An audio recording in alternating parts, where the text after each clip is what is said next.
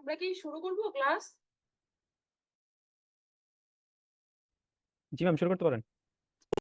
আজকে একটু আনইউজুয়াল টাইমে চলে আসলাম না, শুক্রবার দিনটা। সমস্যা নেই ম্যাম, সবার তো বাসার রুমেই আছে, হয়তো আজকে তো টিউশনই নেই কারো।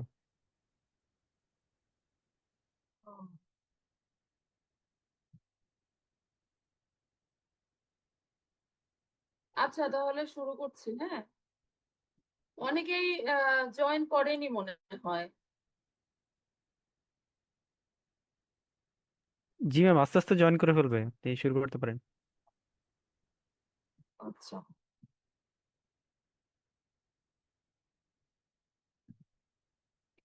আচ্ছা, আমাদের যে থিওরিওজেনোলজি, হ্যাঁ, এখানে হচ্ছে একটা সিকোয়েন্স অনুযায়ী পড়লে আমাদের একটু সুবিধা হবে। এটা হচ্ছে আপনারা একটু নোট করে নিতে পারেন, কেউ একটু লিখে নিতে পারেন, মানে পয়েন্ট গুলা, যে মেইনলি কি কি পয়েন্ট গুলা পড়তে হবে। কেউ একজন একটু নোট করে নেন, বা সবাই যদি চান নোট করেও নিতে পারেন। প্রথমে আমাদের যে পয়েন্টটা লাগবে সেটা হচ্ছে এভালুয়েশন অফ বুল সাউন্ডনেস।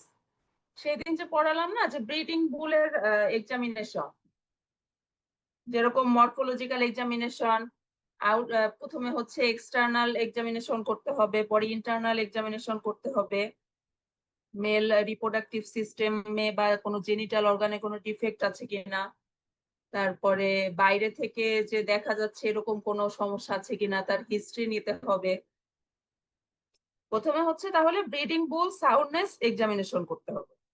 তারপরে হচ্ছে বুল স্টেশনের কন্ডিশনটা দেখতে হবে, যে বুল, যেখানে ব্রিডিং বুল রেখে ইনসেমিনেশন করা হবে বা সিমেন্ট কালেকশন করা হবে, সেই স্টেশনটা কেমন। সেই স্টেশনটা অবশ্যই এটা আপনারা বইতেই পাবেন, আমি শীট দেবো, সেখানেও আছে।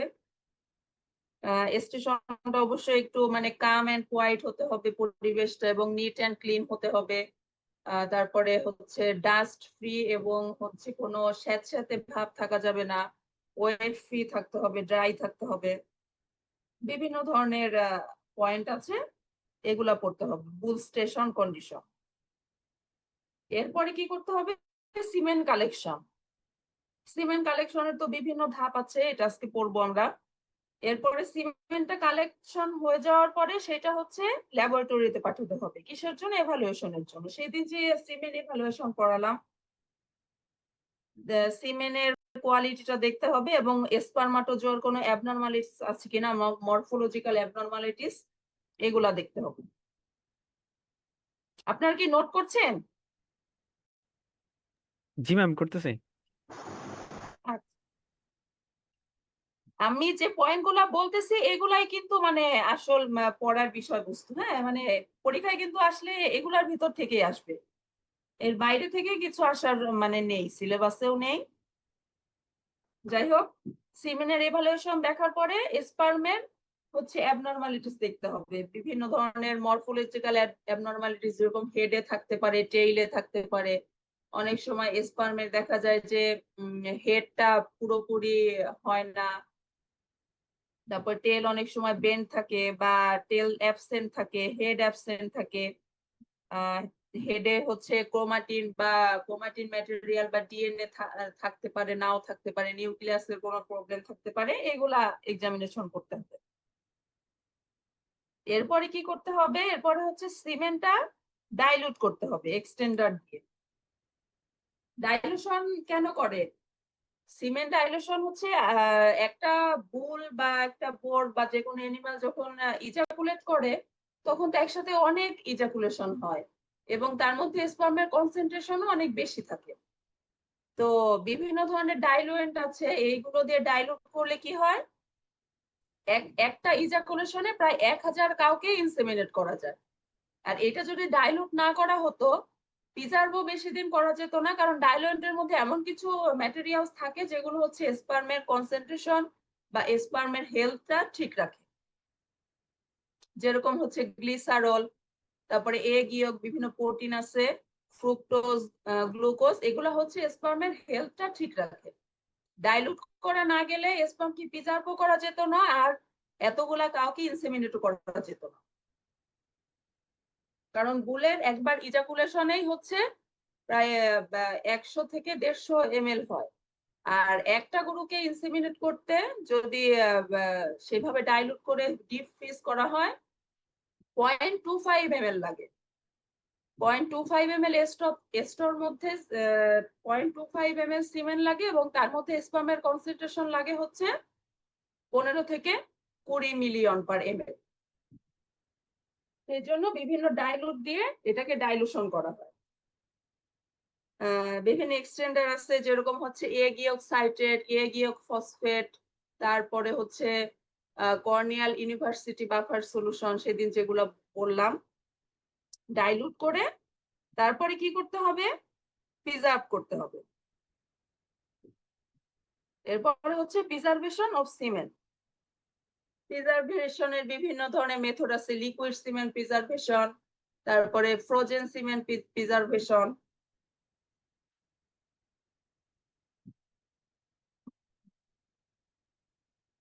আচ্ছা, সিমেন্টটা প্রিজার্ভেশনের পরে আচ্ছা এই ডাইলুয়েন্ট দিয়ে যে আমরা ডাইলুশন করব, এর মধ্যে একটা ইম্পর্টেন্ট কোশ্চেন আছে হচ্ছে ক্রাইটেরিয়া অফ হচ্ছে একটা ideal standard. Criteria of an ideal standard, যে একটা আইডিয়াল স্ট্যান্ডার্ডের মধ্যে কি কি ক্রাইটেরিয়া থাকতে হবে, তাহলে আমরা এটা হচ্ছে ইউজ করতে পারবো। আর হচ্ছে যে কোনো একটা ডাইলুশনের যে কোনো একটা স্ট্যান্ডার্ডের কম্পোজিশন করতে হবে। তাহলে ডাইলুশন করা হয়ে গেল, এরপরে হচ্ছে আমরা সিমেন্টটা প্রিজার্ভ করব। প্রিজার্ভেশনের পরে এরপরে হচ্ছে আর্টিফিশিয়াল ইনসেমিনেশনের জন্য আমাদের কি করতে হবে, প্রথমে হিট ডিটেকশন করতে হবে কাউয়ের। যে একটা কাউকে যে আমরা ইনসেমিনেট করব তার তো হিটে আসতে হবে, এমন তো ইনসেমিনেট করে কোনো লাভ নেই। সেই কাউটা হিটে আসছে কিনা সেটা ভালো করে এক্সামিন করতে হবে। এটার মধ্যে বিভিন্ন ধরনের পয়েন্ট আছে, যে হিটে আসার সাথে সাথেই হচ্ছে ইনসেমিন করা যাবে না। প্রথমে হচ্ছে হিটে আসবে, তার 12 থেকে 18 ঘন্টার মধ্যে স্ট্যান্ডিং হিটে আসবে। ওই সময়টা হচ্ছে ওভারি থেকে ওভামটা হচ্ছে ইউটেরাইন হর্নে আসবে, এবং সেই সময়টাই হচ্ছে ইনসেমিনেট করতে হবে। তাহলে একটা গরুর বা একটা কাউ হচ্ছে তখন কনসেপ্ট করবে, এছাড়া কিন্তু করবে না। আর একটা সহজ মেথড আছে, যেটা হচ্ছে একটা কাউ যদি সকালে হিটে আসে সেটাকে সন্ধ্যাবেলা বা বিকালে ইনসেমিনেট করতে হবে। আর যদি বিকাল বা সন্ধ্যাবেলা এই সময়ের দিকে হিটে আসে তাহলে পরের দিন সকালে ইনসেমিনেট করতে হবে। এটা হচ্ছে একটা প্র্যাকটিক্যাল মেথড। প্রপার হিটে না আসলে কিন্তু যতই ইনসেমিনেট করা হোক না কেন, কাউটা কিন্তু প্রেগনেন্ট হবে না। এরপরে হচ্ছে হিট ডিটেকশন করার পরে আর্টিফিশিয়াল ইনসেমিনেশন করতে হবে। আর্টিফিশিয়াল ইনসেমিনেশনের মধ্যে পড়তে হবে advantages and limitations of artificial insemination. তারপরে হচ্ছে আর আর্টিফিশিয়াল ইনসেমিনেশনের মধ্যে বিভিন্ন টেকনিক আছে, সেগুলো আমরা পড়বো।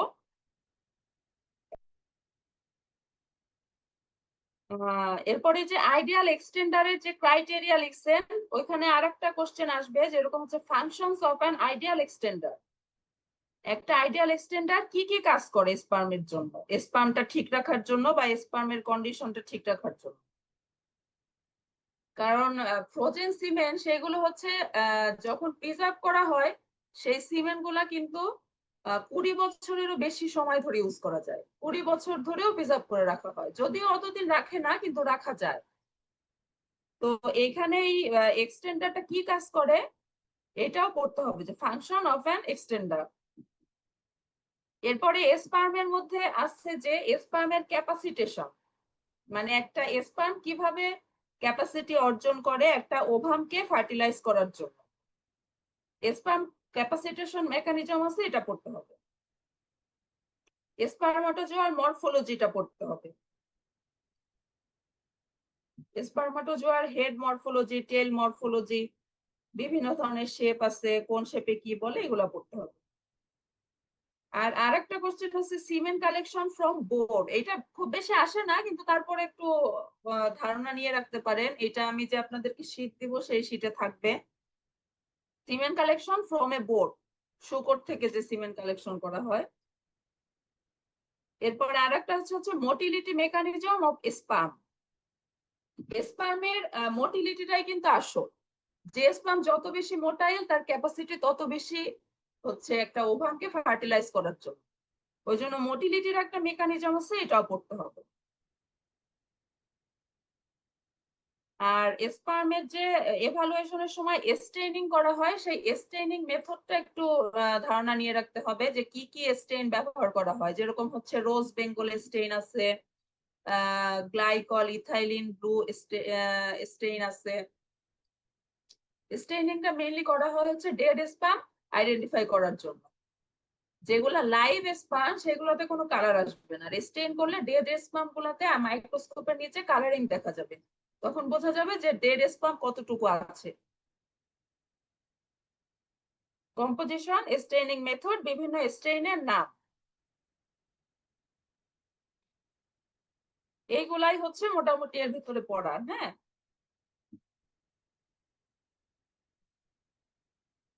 আপনারা কি একটু নোট করেছেন? জি ম্যাম, নোট করছি। তাহলে মানে বুঝতে তো পারছেন যে মানে মেইন টপিক গুলা কি কি পড়ার। হ্যাঁ, এরপরে জি ম্যাম। হচ্ছে মেইন যেটা, সেটা হচ্ছে সিমেন্ট কালেকশন। আমরা সিমেন্ট কালেকশনটা কিভাবে করব? সিমেন্ট কালেকশনের বিভিন্ন ধরনের মেথড আছে।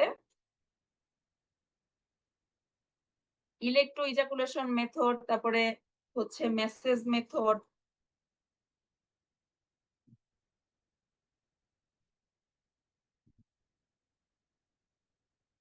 Electro ejaculation method, massage method,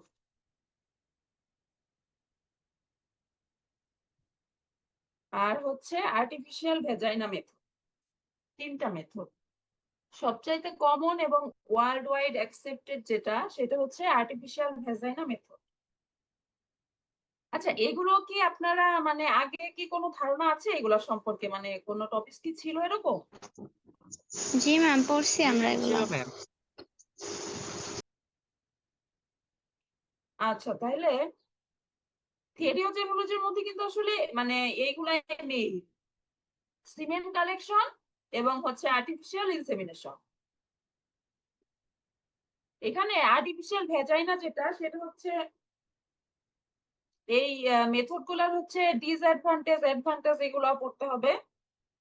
আর আর্টিফিশিয়াল ভেজাইনার যে হচ্ছে কম্পোনেন্ট গুলা কি কি থাকে সেগুলো পড়তে হবে। যেরকম হচ্ছে বাইরে একটা রাবার সিলিন্ডার থাকে, ওয়াটার রাখার জন্য, হট ওয়াটার, মানে একটা ন্যাচারাল ভেজাইনার কন্ডিশন তৈরি করার জন্য কি কি দরকার হয়। সাইজ থাকবে হচ্ছে 30 বা 35 বা 45 সেন্টিমিটার থাকতে পারে ন্যাচারাল। আর্টিফিশিয়াল ভেজাইনার হচ্ছে সাইজ। ডায়ামিটার হতে পারে হচ্ছে 7.2 সেন্টিমিটার। ইনসাইডে একটা সিলিন্ডার থাকবে, তারপরে বাইরে আর একটা সিলিন্ডার থাকবে। The liner is held in both ends একটা লাইনার থাকবে থিক রাবার ব্যান্ডের।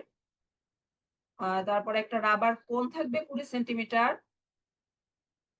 সেটা হচ্ছে ফিক্স করা থাকবে ভালভের কাছে এবং Tide with a thread 10 ml। এরপরে হচ্ছে 10 ml একটা হচ্ছে সেন্ট্রিফিউজ টিউব থাকবে অ্যাটাচ করা, যেটা হচ্ছে সিমেন্টটা কালেকশন হওয়ার পরে ওই সেন্ট্রিফিউজ টিউবের মধ্যে যাতে সরাসরি চলে যেতে পারে। ওপেন এন্ডে থাকবে একটা কোন শেপের। এবং সেই আর্টিফিশিয়াল ভেজাইনাটা হচ্ছে অবশ্যই প্রি ওয়ার্ম করতে হবে, আর না হলে কিন্তু ন্যাচারাল ভেজাইনার মতো ফিলিং মানে ওরা ফিল করতে পারবে না। যেটা আর্টিফিশিয়াল ভেজাইনাটা এমন হতে হবে যে ন্যাচারাল ভেজাইনার মতো একটা অ্যাটমসফিয়ার থাকবে, টেম্পারেচার থাকবে হচ্ছে 55 ডিগ্রি সেন্টিগ্রেড। এগুলো কিন্তু সব মনে রাখতে হবে। এই টেম্পারেচারটা হচ্ছে অনেক একটা ইম্পর্টেন্ট ফ্যাক্টর, যেটা হচ্ছে 55 ডিগ্রি সেন্টিগ্রেড। টেম্পারেচার খুব বেশি হলেও হবে না এবং খুব কম হলেও ইজাকুলেশনটা হবে না। এবং যদি টেম্পারেচার কম বেশি হয়, ওরা কিন্তু পেনিসটা বাইরে বের করে দিবে, ইজাকুলেশনটা হবে না। ন্যাচারাল ভ্যাজাইনার হচ্ছে টেম্পারেচারটা থাকে 39°C, কিন্তু এটা হচ্ছে 55°C রাখা হবে, কারণ পানি যাওয়া আসা বা বিভিন্ন ধরনের প্রসেস করতে গেলে কিছুটা টেম্পারেচার লস হবে। এটা কম্পেনসেট করার জন্য একটু বেশি দেওয়া হবে, সেটা হচ্ছে 55°C।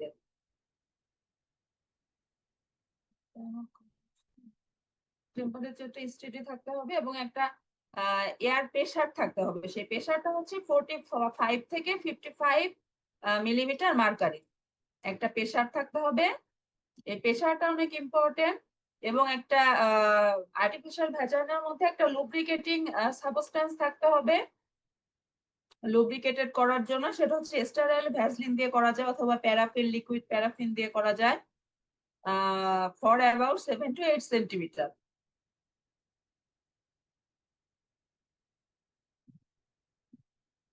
একটা ইনসুলেটিং ব্যাগ থাকবে যাতে হচ্ছে টেম্পারেচার বাইরের টেম্পারেচারটা ভেতরের টেম্পারেচারটা বাইরে আসতে না পারে এবং টেম্পারেচারটা যাতে কমতে না পারে।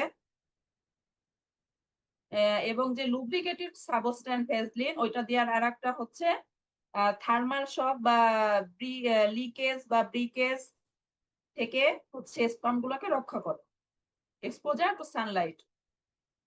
তাহলে আর্টিফিশিয়াল ভ্যাজাইনার মেইনলি হচ্ছে টেম্পারেচারটা থাকবে 55°C, এয়ার প্রেসারটা সেট করতে হবে হচ্ছে 45 to 55 মিলিমিটার মার্কারি, আর হচ্ছে একটা লুব্রিকেটিং সাবস্টেন্স থাকবে, যেরকম মোস্ট কমন হচ্ছে স্টেরাইল ভ্যাসলিন। এটা হচ্ছে 7 to 8 সেন্টিমিটার পর্যন্ত দিতে হবে। এই তিনটা জিনিস মেনটেন করলে আর্টিফিশিয়াল ভ্যাজাইনাটা তৈরি হবে। এরপরে কালেকশনের সিস্টেম কি?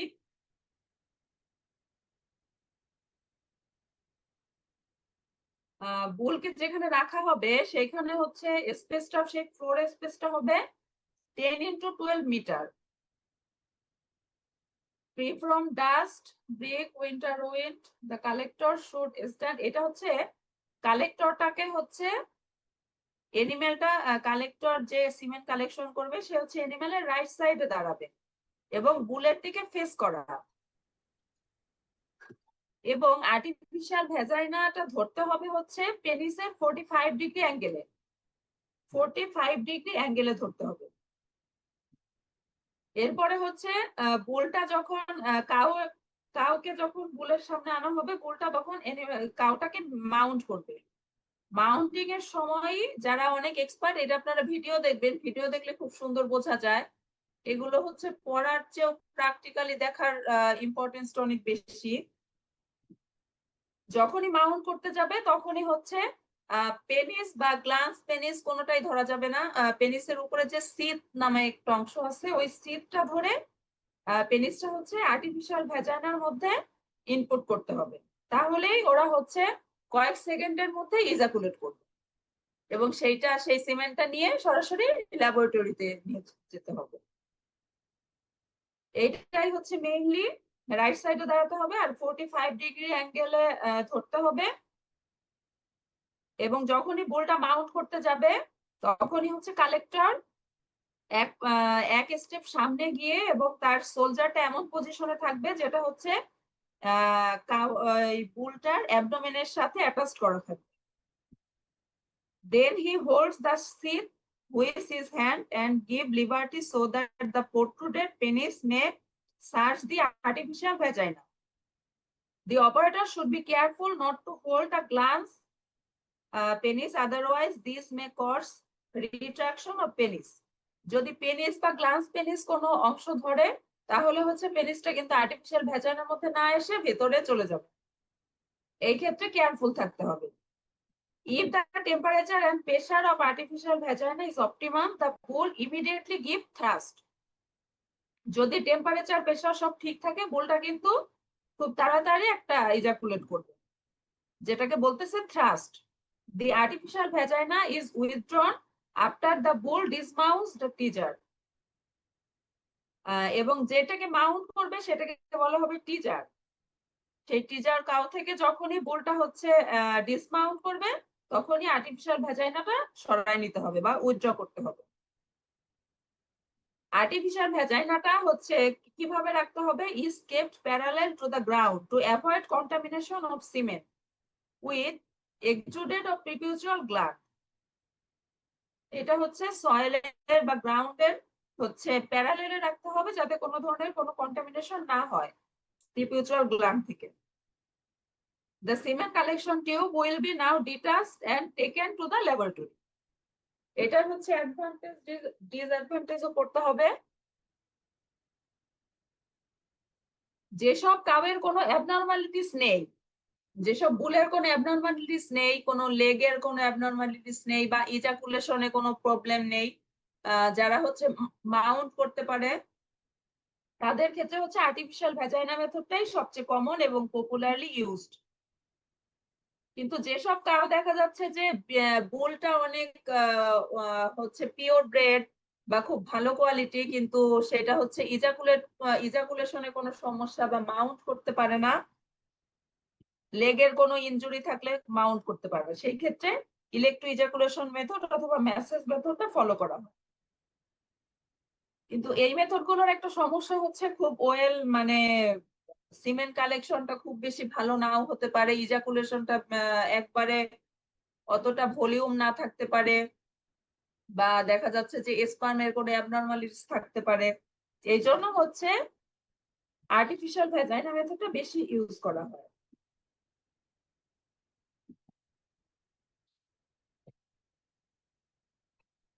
ইলেকট্রো ইজাকুলেশন মেথডটা আপনারা একটু দেখে নিতে পারেন। এটা হচ্ছে একটা ইলেকট্রিক প্রপ থাকবে 45.72 সেন্টিমিটার এবং লং, এবং ডায়ামিটার থাকবে হচ্ছে 5.08 সেন্টিমিটার। 5টা হচ্ছে ব্রাশ রিংস থাকবে, প্রত্যেকটা হচ্ছে 3 সেন্টিমিটারের। লাস্ট রিংটা হচ্ছে নেগেটিভলি চার্জ থাকবে। ভোল্টেজ থাকবে।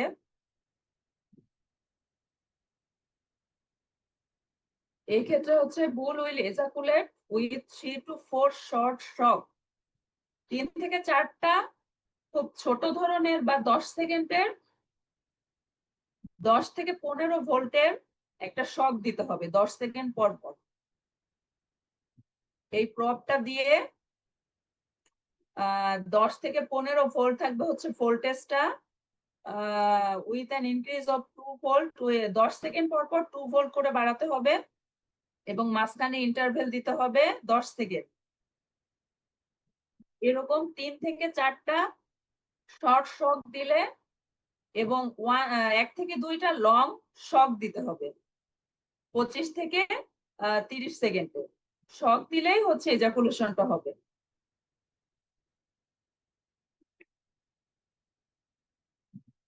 এই ক্ষেত্রে মানে এটা একটু প্রসিডিওরটা একটু জটিল এবং খুব এক্সপার্ট অপারেটরের দরকার হয়, ওই জন্য এটা বেশি ফলো করে না।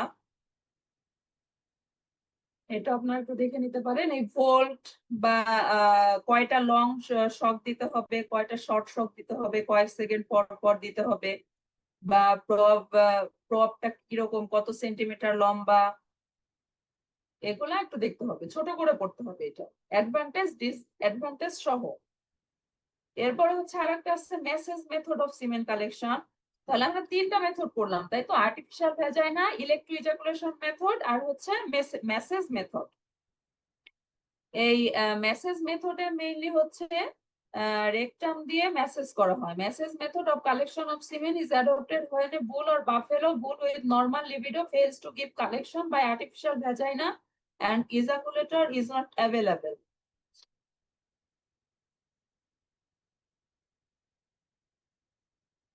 প্রথমে কি করতে হবে, পিপিচুয়াল রিজিয়নটা ওয়াশ করে নিতে হবে এবং ড্রাই করে নিতে হবে। যে কোনো ধরনের ডার্ট বা কোনো ফরেন ম্যাটেরিয়ালস থাকলে সেগুলো হচ্ছে ওয়াশ আউট করতে হবে। তারপরে বুলটাকে অবশ্যই সেক্সুয়াল স্টিমুলেশনে আনতে হবে। সেক্সুয়াল স্টিমুলেশনে এনে যদি সিমেন্ট কালেকশন করা হয়, সেটা হচ্ছে সিমেন্টের কোয়ালিটিটা ইমপ্রুভ হবে। যেসব বুল হচ্ছে স্টিমুলেশনের আন্ডারে থাকবে তাদের থেকেই সিমেন্ট কালেকশন করতে হবে, এটা যে কোনো মেথডেই হোক, তাহলে হচ্ছে সিমেন্ট কোয়ালিটিটা পারফেক্ট হবে। At the time of collection, protrusion of penis beyond the sheath make the cement free from contamination. এবং এই সময় কিন্তু কন্টামিনেশনটা অনেক কম হয়। এখানে হচ্ছে অ্যাম্পুলি যেটা আছে সেটা হচ্ছে মেসেজ করতে হবে is within 18 to 26 centimeter and can be felt. এই কালেকশনের জন্য কালেক্টর কি করতে হবে? Collector should place his hand in the rectum after back breaking. পেছনের দিকে দাঁড়িয়ে রেকটামটাকে লোকেট করতে হবে। রেকটামটাকে লোকেট করার পরে সেখানে যে অ্যাম্পুলি নামক একটা জায়গা আছে সেটা হচ্ছে 18 থেকে 26 সেন্টিমিটার মতো হতে পারে, সেটাকে ফিল করতে হবে পালপেট করে। তারপরে অ্যাম্পুলিটা হচ্ছে মেসেজ করতে হবে by stripping it gently for 5 to 10 minutes. 5 থেকে 10 মিনিট খুব জেন্টলি মেসেজ করতে হবে। Generally this causes the semen to flow from prepuce. An attendant will now collect the semen in a graduated centrifuge tube with funnel. Funnel সহ একটা graduated centrifuge tube collect করতে হবে। এইটারও advantage disadvantage আছে, এগুলো পড়বো।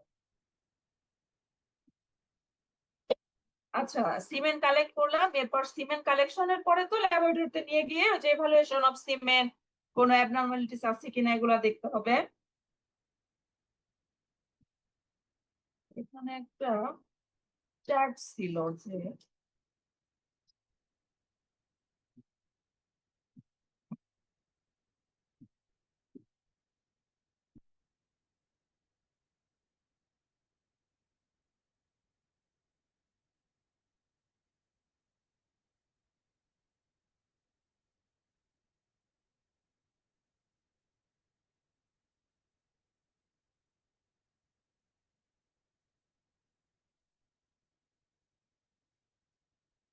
বুলের ক্ষেত্রে একবারে ইজাকুলেট ভলিউমটা হবে হচ্ছে 2 থেকে 10 ml, এবং তার মধ্যে স্পাম কনসেন্ট্রেশন, এটা কিন্তু সামাদ স্যারের বইতেই চার্ট করে দেওয়া আছে। এই চার্টটা খুব ইম্পর্টেন্স দিয়ে মুখস্থ করতে হবে। ইজাকুলেশন ভলিউম হবে হচ্ছে 2 থেকে 10 ml, স্পাম কনসেন্ট্রেশন থাকবে হচ্ছে 500 থেকে 2000 মিলিয়ন পার ml, আর স্পারমাটোজোয়া বিলিয়নে হচ্ছে 5 থেকে 15 বিলিয়ন। মোটিলিটি থাকবে 50 to 80%। মরফোলজিক্যালি নরমাল হতে হবে 65 থেকে 95%, মরফোলজিক্যালি নরমাল হতে হবে। পিএইচ থাকবে হচ্ছে 6.4 থেকে 7.2। প্রোটিন ফ্রুক্টোজের একটা হিসাব দেওয়া আছে, গ্রাম পার 100 ml এ 6.8 গ্রাম পার 100 ml প্রোটিন থাকবে। ফ্রুক্টোজ থাকবে হচ্ছে 460 থেকে 600 milligram per 100 ml।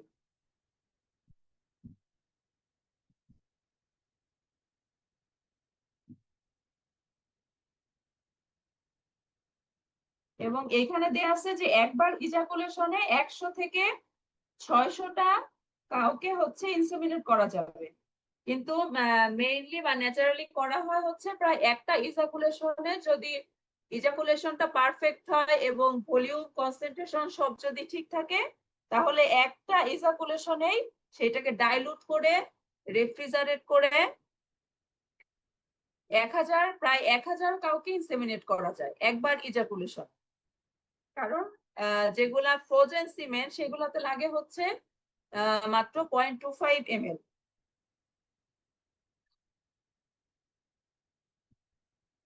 Functions of extender, সিমেন extender.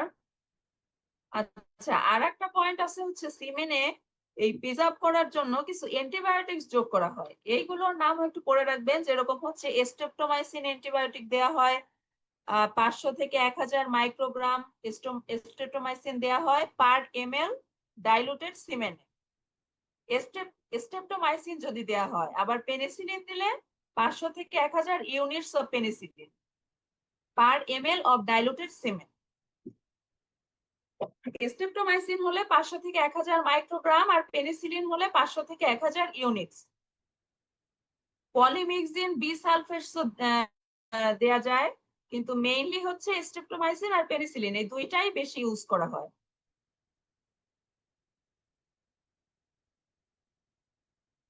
এটা একটু পরে রাখতে পারেন। এবার হচ্ছে সিমেন্টটা আমরা কিভাবে ফ্রোজেন করব। লিকুইড সিমেন্ট যেটা সেটা হচ্ছে আমরা ফ্রোজেন করব হচ্ছে 4 বা 5 ডিগ্রি সেন্টিগ্রেড। নর্মাল ফ্রিজের যে টেম্পারেচার আমরা যে রেফ্রিজারেটর ইউজ করি সেটা নর্মাল টেম্পারেচার হচ্ছে 4 or 5 ডিগ্রি সেন্টিগ্রেড। সেইখানে লিকুইড সিমেন্টটা হচ্ছে আমরা স্টোর করতে পারি, কিন্তু সেটা হচ্ছে 3 থেকে 4 দিনের বেশি ইউজ করা যাবে না। 3 থেকে 4 দিন পরে দেখা যাবে যে বিভিন্ন ধরনের ডিফেক্ট হতে শুরু করবে এবং স্পার্মের কোয়ালিটিটা ডিটোরিয়েট করবে। কিন্তু ফ্রোজেন যেটা করা হয় লিকুইড নাইট্রোজেনে -196 ডিগ্রি সেটা হচ্ছে 20 বছর পর্যন্ত ভালো থাকতে পারে।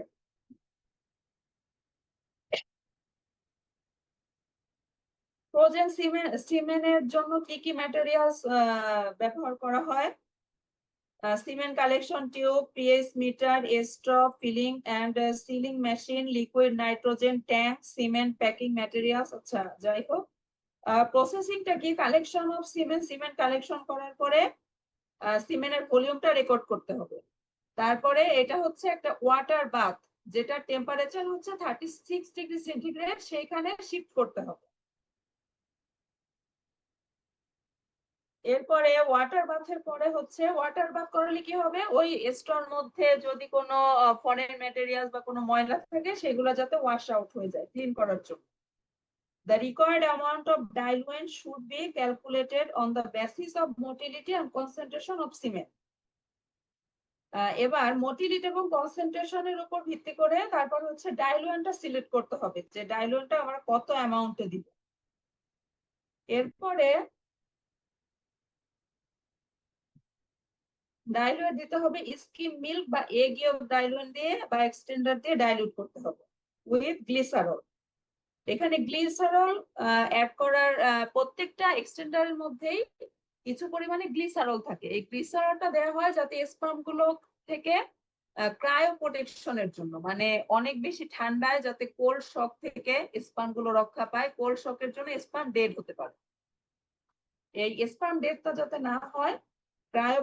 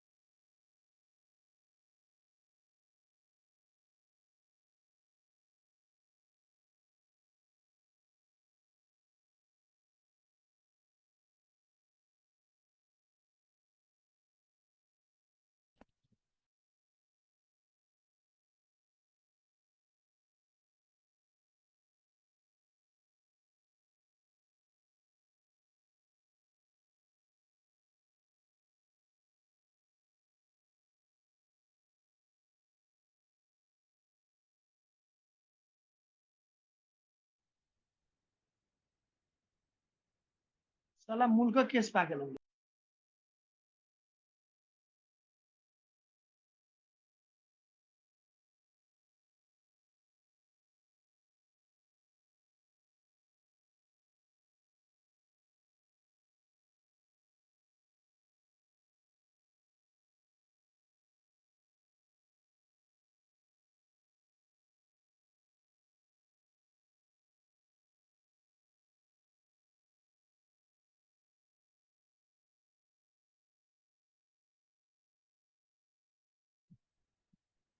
হ্যাঁ, আপনারা তো আছেন না মিটিং এ? জি ম্যাম আছে। আচ্ছা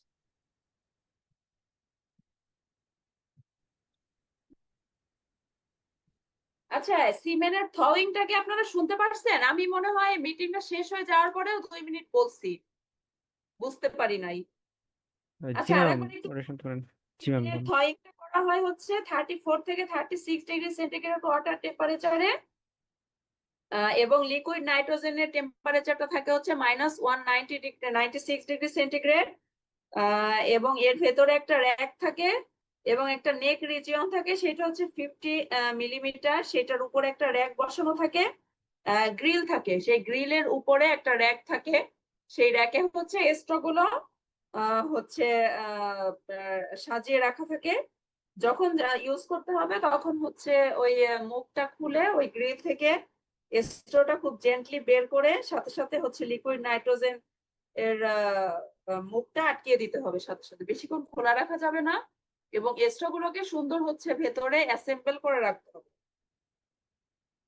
এরপরে থয়িং টাইম লিমিটটা হচ্ছে 30 সেকেন্ড। বেশিক্ষণ করলেও কোনো সমস্যা নাই, কিন্তু হচ্ছে এটা হচ্ছে ওই স্ট্রোটা যখন লিকুইড নাইট্রোজেন থেকে বের করবো তখন হচ্ছে 20 মিনিটস এর মধ্যেই আমাদের এটাকে ব্যবহার করতে হবে, মানে হচ্ছে ইনসেমিনেট করতে হবে। ওই জন্য যত দ্রুত সম্ভব এটা হচ্ছে ইনসেমিনেটিং গানের মধ্যে লোড করতে হবে স্ট্রটা। এখানে থয়িং টেম্পারেচারটা এবং টাইম লিমিটটা এবং প্রসিডিওরটা করতে হবে। এরপরে হচ্ছে আমরা সেই স্ট্রটাকে কি করব, এবার হচ্ছে ইনসেমিনেট করতে হবে কাউকে। তাহলে ইনসেমিনেশনের জন্য যে গান থাকে সেই গানের মধ্যে লোড করতে হবে। এগুলো আপনার ইউটিউবে বিভিন্ন ধরনের ভিডিও আছে, ভিডিওগুলো দেখলে আপনারা বুঝতে পারবেন। এরপর হচ্ছে কাউকে ইনসেমিনেট করতে হবে। কাউটাকে প্রথমে রেস্ট্রেন করতে হবে একটা ট্রাকের মধ্যে বা একটা ক্রেটের মধ্যে রেস্ট্রেন করতে হবে, এটা যাতে এটা হচ্ছে মাথা বা হাত পা বেশি পা গুলা বেশি যাতে ছোটাছুটি করতে না পারে। Method of restraining the cow includes crush pen. Crush পেনের মধ্যে করা যায় tie the cow to a tree or ask the farmer to fix the animal using a flank fold grip, অথবা ফিগার 8 অফ স্ট্রেনিং এর বিভিন্ন মেথড আপনারা পড়েছেন, সেই যে কোনো ভাবে একটা স্ট্রেন করলেই হবে। এবং যে ইনসেমিনেট করবে তাকে অবশ্যই গ্লাভস পরে নিতে হবে, একটা লং গ্লাভস পরে নিতে হবে, এবং হাতেও একটা লং গ্লাভস থাকবে যেটা হচ্ছে লিকুইড প্যারাফিন দিয়ে লুব্রিকেটেড করে নিতে হবে। এবং সবকিছুই অবশ্যই স্টেরাইল কন্ডিশনে করতে হবে যাতে কোনো সিমেনের কোনো ইনফেকশন বা ইনসেমিনেট করার সময় যাতে কোনো ড্যামেজ না হয়।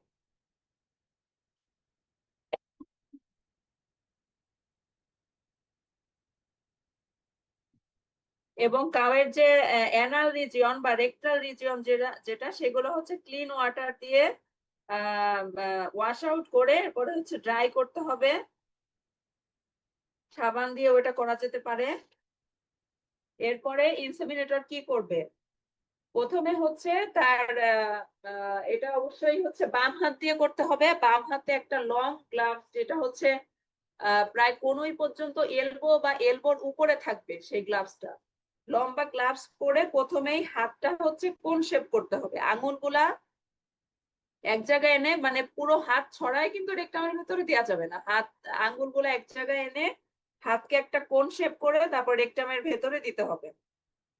আর গ্লাভসটা অবশ্যই লুব্রিকেটেড করে নিতে হবে। এরপরে হচ্ছে রেক্টামে হ্যান্ডটা ইন্ট্রোডিউস করাতে হবে। ইন্ট্রোডিউস করালেই আমরা হচ্ছে প্রথমে গোবর পাবো, বিভিন্ন ধরনের ফিচার্স থাকবে, ফরেন ম্যাটেরিয়ালস থাকবে, সেগুলো আগেই পরিষ্কার করে বের করতে হবে। কয়েকবার বের করার পরে তারপরে যে অ্যানাল রিজিয়ন, ভালভা, ভ্যাজাইনা এগুলো হচ্ছে ক্লিন করতে হবে, স্টেরাইল টিস্যু দিয়ে ক্লিন করতে হবে। এরপরে কি করতে হবে হচ্ছে ও আর ভেতরে হাত দিলে হচ্ছে হ্যান্ডটা যখন রেকটাম ইন্ট্রোডিউস করাবে ফিসেসের পাশাপাশি কিন্তু তখন হচ্ছে যেহেতু কাউটা হিট কন্ডিশনে আছে মিউকাসও আসবে ভালভা দিয়ে, সেই মিউকাস গুলো পরিষ্কার করতে হবে।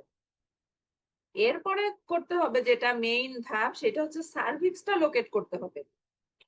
অল্প কিছু দূর হাতটা দিলেই সার্ভিক্স লোকেট করা যাবে, যেটা হচ্ছে সার্ভিক্স এর রিং থাকে। সার্ভাইকাল রিং গুলা হচ্ছে একটু খাসকাটা টাইপের হয় এবং শক্ত হয়। ভেতরে হাত দিলে যে একটা সফট কন্ডিশন, সেই সফট কন্ডিশনের থেকে পার হয়ে একটা হার্ডি রিজিয়ন পাওয়া যাবে বা খাঁচকাটা টাইপের পাওয়া যাবে, একটু হার্ড থাকবে, সেটাকে বোঝা যাবে যে এটা হচ্ছে সার্ভিক্স এর এন্ট্রান্স। ওই এন্ট্রান্সটা পেয়ে গেলে যেটা হচ্ছে which is usually lying on the floor of the pelvis, পেলভিসের ফ্লোরেই থাকে। এরপর হচ্ছে cervix is most easily found by sweeping the fingers across the floor of the pelvis. In order, cows, the reproductive organs, and the cervix might be further forward than in heifers and young cows. Thoroughly clean the vulva, dung, dirt, whipping করতে হবে। Use a fresh piece of if the paper is too soiled. এরপরে হচ্ছে সার্ভিক্সটা locate করার পরে আরো একটু ভেতরে যে carefully insert the loaded AI গান, যে আর্টিফিশিয়াল ইনসেমিনেটিং গানে যে এক্সট্রা যে ফ্রোজেন সিমেনের এক্সট্রাটা লোড করা আছে, সেই ইনসেমিনেটিং গানটা হচ্ছে ভালভার রিজিয়নে ইন্ট্রোডিউস করাতে হবে। লিপস অফ ভালভা যেটা বলে, সেই লিপস অফ ভালভা দিয়ে ইন্ট্রোডিউস করায় ভ্যাজাইনার ভেতর পর্যন্ত দিয়ে দিতে হবে। এরপরে হচ্ছে আমরা ডান হাত দিয়ে যে সার্ভিক্সটা লোকেট করব সেইখানে হাতটা রেখে, এরপরে বাম হাত দিয়ে যে লোকেট করব ওইখানে হাত রেখে, তারপরে হচ্ছে ইনসেমিনেটিং গানটা দিয়ে হচ্ছে এটা ইন্ট্রোডিউস করানোর পরে তারপর হচ্ছে প্লাঞ্জারটা ডিপ্রেস করলে সেটা আস্তে আস্তে পুশ হয়ে যাবে। এটার মেইন থিমটা হচ্ছে লোকেট করা, লোকেশনটা আইডেন্টিফাই করা, যে এক্সাক্ট আমরা কোথায় দিব। এটার মেইন মানে ফার্টিলাইজেশন হওয়ার জন্য বা কনসেপশনের জন্য পারফেক্ট প্লেস হচ্ছে ইন্টারনাল অস বা সার্ভাইকাল বডিতে, যেখানে হচ্ছে ইউটেরাইন হর্নের মানে ইউটেরাইন হর্নটা শুরু হয়। অনেকে ইনসেমিনেটিং করার জন্য রাইট হর্নে কিছুটা পুশ করে, আবার লেফট হর্নেও কিছুটা পুশ করে, কারণ আমরা তো বাইরে থেকে বুঝতে পারবো না যে কোন হর্নের ভিতরে ওভারিটা হচ্ছে ওভুলেশনটা হয়েছে, কোন হর্নের ভিতরে ওভামটা আছে, এটা তো বাইরে থেকে বোঝা যায় না। ওই জন্য হচ্ছে অনেকে করে কি ইউটেরাসের লেফট হর্নে কিছুটা ইনসেমিনেট করে, আবার রাইট হর্নেও করে, যে যেখানে ওভামটা থাকবে সেখানেই ফার্টিলাইজ হবে। এটা হচ্ছে সার্ভাইকাল বডি অথবা ইন্টারনাল অস বলে, যেটা হচ্ছে ইউটেরাইন হর্নের যে শুরুটা, সেইটাই হচ্ছে পারফেক্ট সাইট ইনসেমিনেট করার জন্য। ওইখানে যদি আমরা পুশ করতে পারি তাহলে ফার্টিলাইজেশন হওয়ার চান্স 100%। ওই জন্য জায়গাটা লোকেট করাই হচ্ছে সবচেয়ে বেশি ইম্পর্টেন্ট।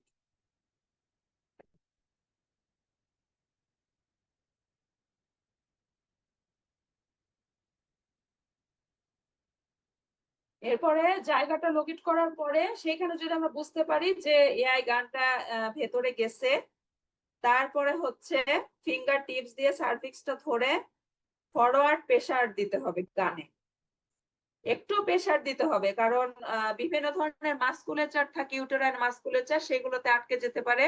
ওই জন্য হালকা জেন্টলি প্রেসার দিতে হবে, এমন ভাবে আবার প্রেসার দেওয়া যাবে না যাতে পরে কোনো ধরনের কোনো ল্যাসারেশন হয় বা ইউটেরাইন বা সার্ভাইকাল কোনো ড্যামেজ হয় বা ব্লিডিং হয়। ওই জন্য কাজটা খুবই কেয়ারফুলি করতে হবে। When the gun reaches the mouth of the cervix, hold the cervix in the fingertips. Maintain a light forward pressure on the gun and manipulate the cervix so that the gun passes through the cervix canal. It is recommended that the semen is deposited in the body of the uterus as you feel the tip of the gun passing through the cervix. Cervix এর ভেতর দিয়ে uterine বডিতে যেখানে হচ্ছে হর্নটা শুরু হয় সেখানে হচ্ছে ইনসেমিনেটটা করতে হবে। এরপর হচ্ছে expel the semen slowly with gentle pressure on the plunger of the inseminating gun. ইনসেমিনেটিং গানের প্লাঞ্জারে হালকা করে তখন প্রেসার দিতে হবে এবং টেক অ্যাট লিস্ট 5 সেকেন্ড ধরে রাখতে হবে। 5 সেকেন্ডের মধ্যে মোটামুটি ইনসেমিনেশনটা কমপ্লিট হবে। এরপরে হচ্ছে এআই গানটা স্লোলি উইথড্র করতে হবে এন্ড দ্য পালপেটিং হ্যান্ড দিয়ে পালপেশন করতে হবে and dispose the used sheath and glove in a washed container. তারপর হচ্ছে কাউটাকে একটু রেস্টিং কন্ডিশনে রাখতে হবে, 1 ঘন্টার মধ্যে কোনো খাবার দেয়া যাবে না। তারপরে ইনসেমিনেট করার পরে হচ্ছে কোনো কাউকে তার আশেপাশে রাখা যাবে না, কাউকে রাখলে তারা আবার মাউন্ট করতে যাবে, মাউন্ট করতে গেলে দেখা যাবে যে সিমেন্টটা বাইরে বের হয়ে আসতে পারে। রেস্টিং কন্ডিশনে রাখতে হবে এবং ওই বুটস এবং ইকুইপমেন্ট গুলো ক্লিন করতে হবে এবং ডিসইনফেক্ট করতে হবে।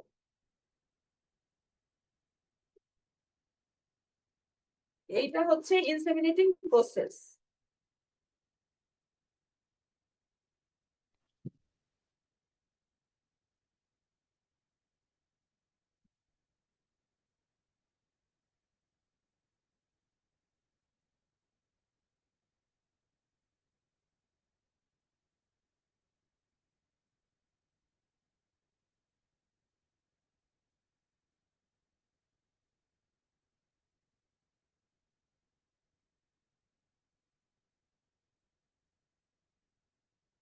ইনসেমিনেশনের যে মেথডটা আমরা এতক্ষণ বললাম সেটা হচ্ছে 37 জন আছে আজকে পার্টিসিপেন্ট। আজকে মনে হয় একটু কম নাকি এরকমই থাকে?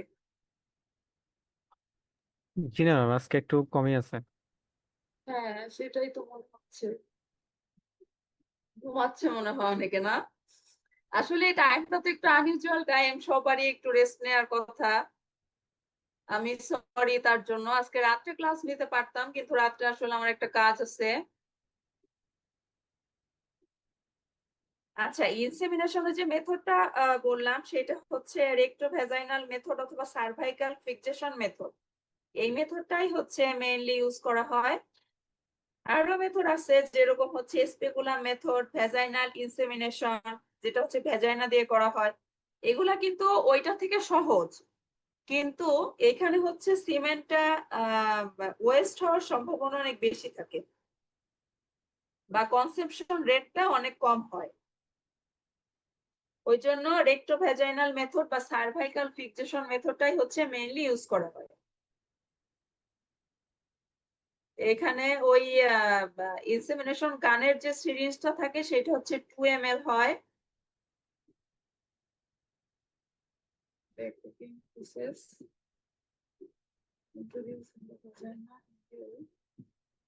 এবং ইনসেমিনেশন যে পিপেটটা সেটা কিন্তু আমরা যখন ভ্যাজাইনা দিয়ে ইন্ট্রোডিউস করাবো সেটা কিন্তু অবশ্যই 20 থেকে 30 ডিগ্রি অ্যাঙ্গেলে করতে হবে, মানে পুরো স্ট্রেট ফরওয়ার্ড দেওয়া যাবে না। স্ট্রেট করে দিলে কি হবে,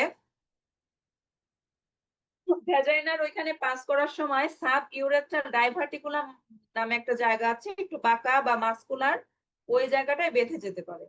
ওই জন্য ইনসেমিনেটিং পিপেটটা অবশ্যই 20 থেকে 30 ডিগ্রি অ্যাঙ্গেলে ইন্ট্রোডিউস করাতে হবে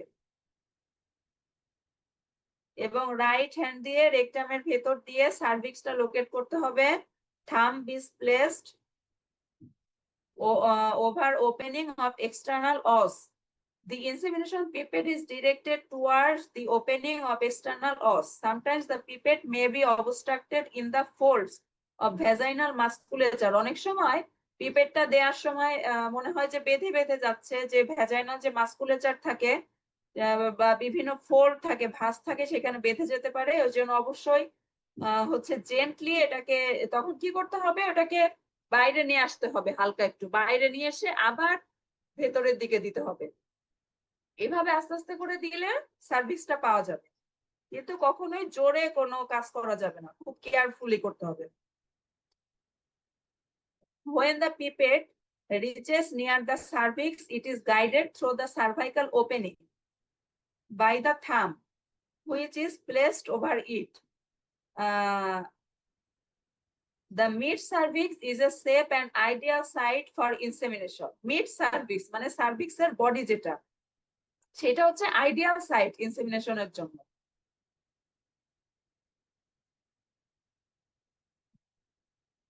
এবং এই সার্ভিক্সের ডেপটা হচ্ছে আমরা তখন আইডেন্টিফাই করতে পারবো বা নিশ্চিত করতে পারবো, এটা হচ্ছে রিজিডিটি দিয়ে, by the rigidity of the tube introduced into the cervix.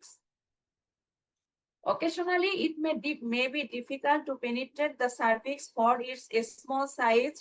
বিশেষ করে ভার্জিন হেইপার যেগুলো একবারও কনসেপ্ট করে নাই বা এআই করা হয় নাই, সেগুলোর ক্ষেত্রে কি হয়, সার্ভাইকাল অরিফিসটা অনেক ছোট থাকে, সেই ক্ষেত্রে ইনসেমিনেটিং করাটা সমস্যা হতে পারে। তখন হচ্ছে কি করতে হবে, ওই ইনসেমিনেটিং পিপেটটা রাইট অ্যাঙ্গেলে দিয়ে রোটেট করতে হবে, এটার ভেতরে বিভিন্ন ভাবে রোটেট করতে হবে হালকা করে, যাতে অরিফিসটা একটু বড় হয়, so that it passes the ring of cervix, যাতে সার্ভাইকাল রিংটা পাস করতে পারে। The most important point this is to be remembered is not to traumatize the cervix. Cervix এ কোনোভাবেই ট্রমাটাইজ করা যাবে না, কোনো আঘাত দেওয়া যাবে না। If the resistance is too much, semen should be deposited as far as the pipette will go gently. যদি রিজিডিটিটা বেশি হয়, যে পিপেট কোনোভাবেই দেয়া যাচ্ছে না বা সার্ভাইকাল রিং এর মধ্যে দিয়ে প্রবেশ করানো যাচ্ছে না, সেই ক্ষেত্রে যত দূরে স্মুথলি যাবে বা জেন্টলি যত দূর যাবে সেইখানেই পুশ করে দিতে হবে। সেই ক্ষেত্রে কি করতে হবে, সিমেনের ডোজটা একটু বাড়ায় দিতে হবে, কারণ ওইখানে ইনসেমিনেট করলে কি হবে, সিমেন ভ্যাজাইনার বাইরে দিয়ে কিছুটা লস হতে পারে, স্পারমাটোজোয়া লস হতে পারে, ভ্যাজাইনার থেকে বাইরে বের হয়ে আসতে পারে। ওই জন্য ডোজটা বাড়ায় দিলে কি হবে, এটা কম্পেনসেট করা যাবে, এটা রিকভার করার জন্য ডোজটা একটু বাড়ায় দিতে হবে। হেইফার কাউয়ের ক্ষেত্রে এটা বেশি হয়, বা ভার্জিন কাউয়ের ক্ষেত্রে।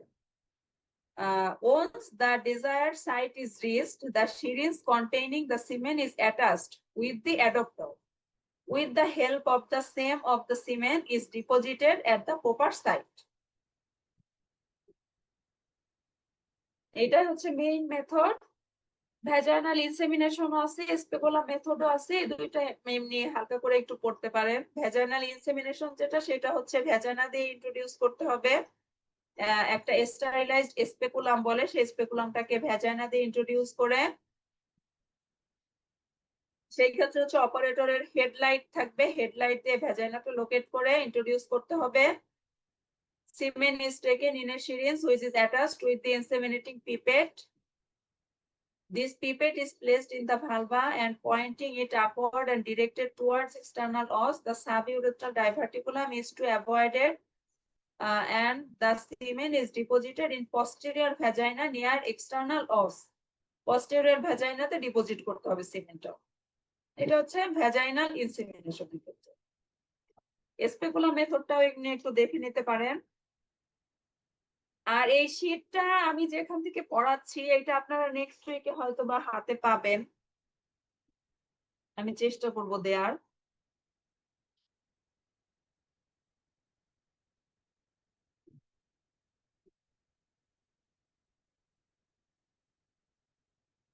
আচ্ছা, এখানে যে সিমেন্ট প্রিজার্ভেশনের কিছু প্রিন্সিপাল আছে, এগুলা পড়তে হবে। তারপরে আইডিয়াল এক্সটেন্ডারের হচ্ছে ফাংশন, কম্পোজিশন,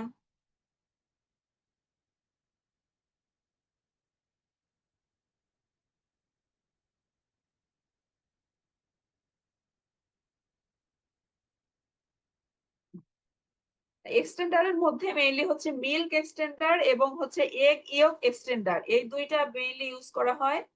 এগিয়ক ফসফেট আর এগিয়ক সাইট্রেট এইগুলার কম্পোজিশন ফাংশন গুলা পড়তে হবে। এগিয়ক ফসফেট, এগিয়ক সাইট্রেট আর হচ্ছে মিল্ক এক্সটেন্ডার।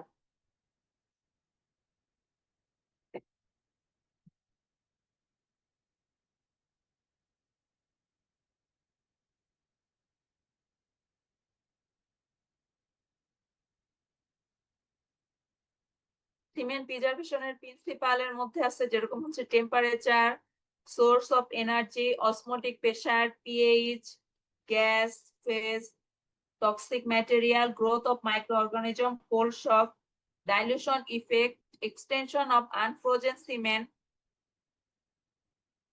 এই প্রিন্সিপাল গুলা পড়তে হবে।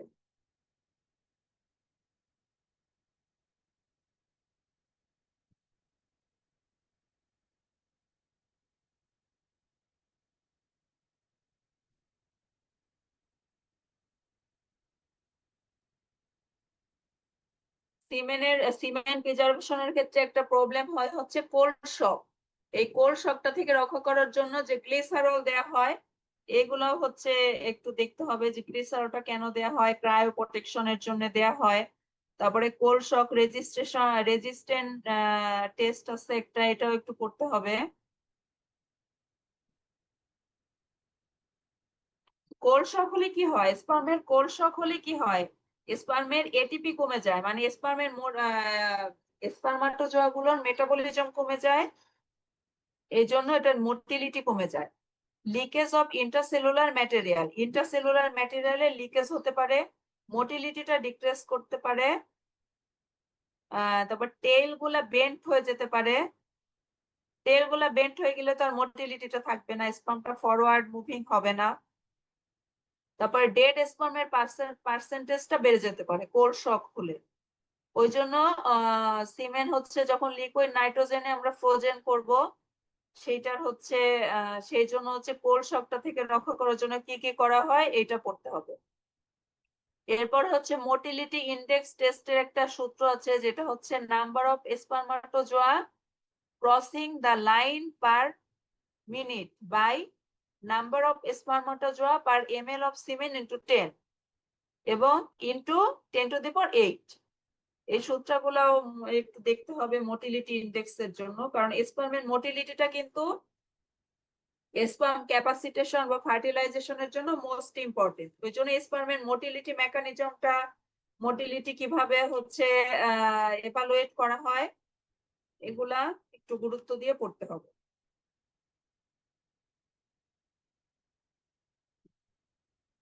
এবার স্পার্মের বিভিন্ন ধরনের অ্যাবনর্মালিটিস আছে, যেরকম হেড অ্যাবনর্মালিটিস এর মধ্যে আছে diadem defect, knob sperm defect, tailless sperm. এবার মিড পিসের অ্যাবনর্মালিটিস এর মধ্যে আছে pseudo droplet defect, corkscrew defect. Tail abnormalities এর মধ্যে আছে tail stump tightly coiled tail, টেলটা কয়েলের মতো হয়ে যায়। তারপরে মিড পিসটা অনেক সময় কর্ক স্ক্রুর মতো হয়ে যায়। এই অ্যাবনর্মালিটিসটা গুলো করতে হবে। Morphological defects of spermatozoa, head abnormalities, mid piece abnormalities এবং tail abnormalities.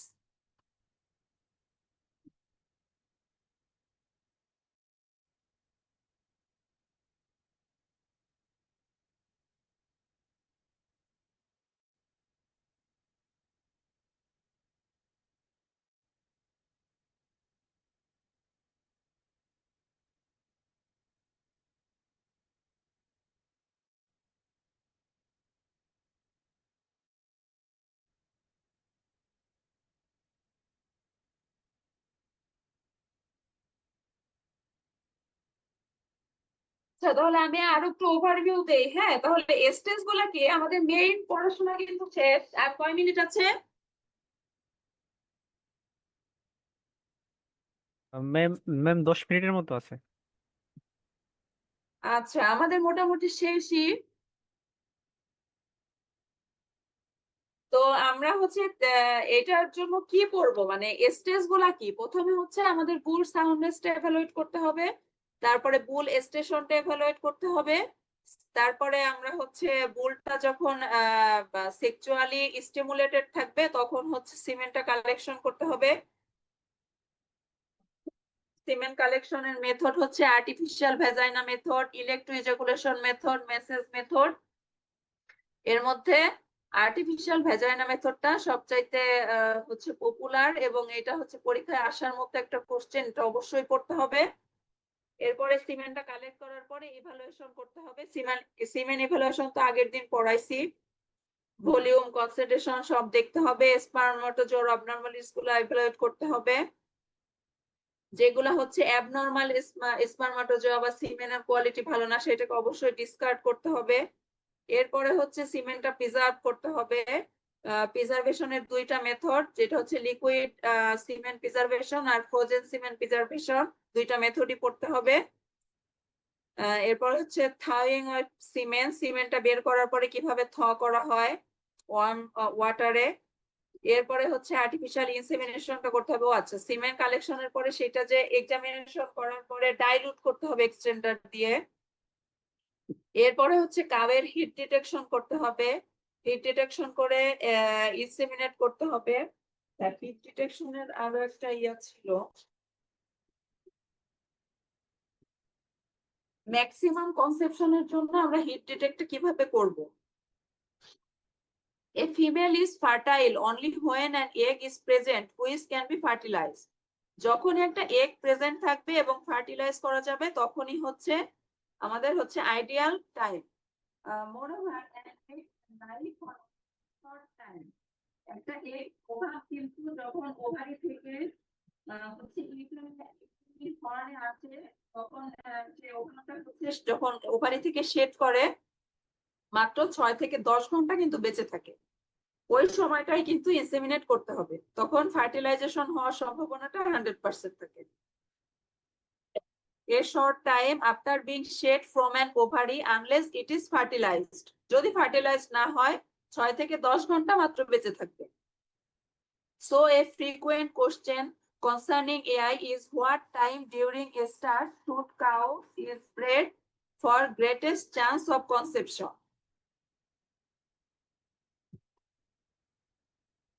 For optimal results for insemination, from insemination, cows should be bred in the later 2/3 of heat and within a few hours after having gone out of heat. হিটটা যখন চলে যাবে তার কয়েক ঘন্টা আগে, এবং পুরো হিটটার 2/3 যে টাইমটা, 2/3 যে ফেজটা বা মানে 3/2 ভাগে শেষ হয়ে গিয়েছে এরকম সময় হচ্ছে স্ট্যান্ডিং হিট বলে, সেই সময় হচ্ছে ইনসেমিনেটটা করতে হবে। This means that a cow should be bred within 24-hour period after she is first noticed in standing heat. To accomplish this, it is recommended the cows first observed in standing heat in the morning to be bred during the afternoon or evening of the same day. মানে সকালে যদি হিটে আসে বিকালে অথবা সন্ধ্যার সময় ইনসেমিনেট করতে হবে, এবং যদি সন্ধ্যা বা বিকালে আসে পরের দিন সকালে ইনসেমিনেট করতে হবে। মেয়ারের ক্ষেত্রে হচ্ছে 5 ডে থাকে হিটটা, মানে স্টে করে 5 দিনের মতো, তা সেই ক্ষেত্রে হচ্ছে 4 দিনের মাথায় ইনসেমিনেট করতে হবে মেয়ারের ক্ষেত্রে। থার্ড ডেতে 3 দিনের মাথায় হচ্ছে ইনসেমিনেট করতে হবে। ইউজের ক্ষেত্রে ইউ বা ভেড়া যেগুলা, সেগুলোর ক্ষেত্রে হচ্ছে during the last day of heat, and sow ক্ষেত্রে 12 থেকে 24 ঘন্টা of the after the beginning of the heat. এবং হিটে আসলে তার কিছু সাইন আছে, কিভাবে বোঝা যাবে সেটা হচ্ছে সেক্সুয়ালি খুব স্টিমুলেটেড, রেস্টলেস থাকবে, এবং যখন হিটটা হচ্ছে স্ট্যান্ডিং হিটে আসবে, যেটা হচ্ছে এক্সাক্ট টাইম ইনসেমিনেশনের, তখন হচ্ছে ভালভা দিয়ে ক্লিয়ার মিউকাস বের হয়ে আসবে, এবং সেই মিউকাসটা অনেক সময় হাঁটু পর্যন্ত মানে পা পর্যন্ত লেগে থাকবে।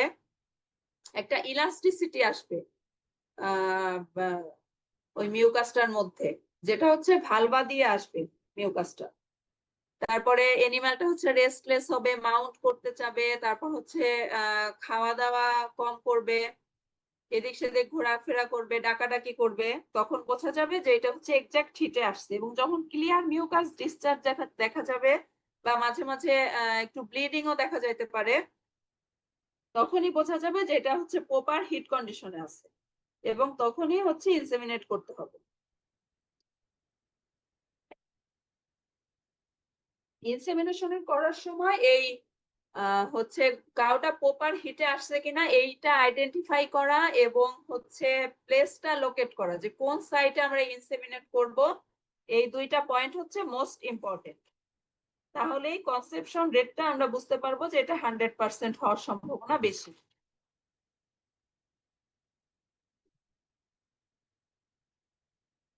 আর এই যে সিমেন একবার ইজাকুলেট হলে ভলিউম, একবার ইজাকুলেশনে সিমেনের ভলিউমটা কেমন হবে, sperm concentration, spermatozoa concentration, motility, pH, protein, morphologically normal কিনা, এগুলা একটু মুখস্থ করতে হবে এই অ্যামাউন্ট গুলা, বুলের ক্ষেত্রে, বোরের ক্ষেত্রে, আর হচ্ছে এস্টেলিয়নের ক্ষেত্রে, এই তিনটা ক্ষেত্রে একটু বেশি মনে রাখতে হবে।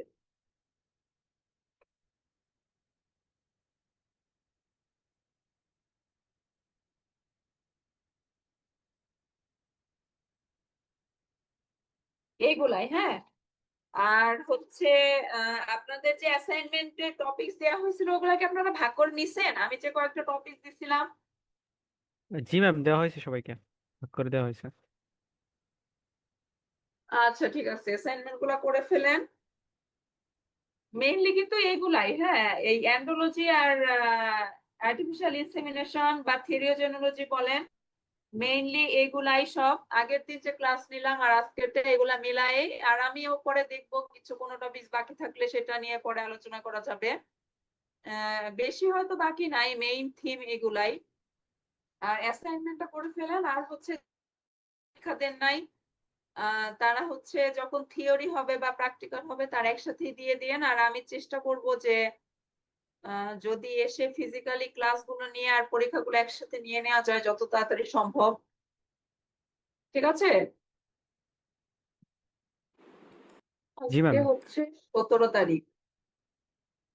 এখনো তো আপনাদের মানে ফাইনাল ডেট বা রুটিন জানায় নাই, তাই না? না ম্যাম, ওটা এখনো দেয় নাই।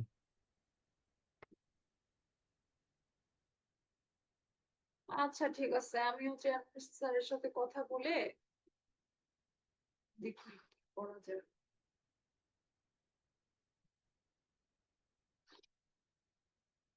আচ্ছা ঠিক আছে, এভাবেই তাহলে পড়েন। আর হচ্ছে সামাদ স্যারের বই থেকে পড়বেন। আর আপনাদের কাছে তো শীট আছে, আর আমিও কিছু শীট দেওয়ার চেষ্টা করব।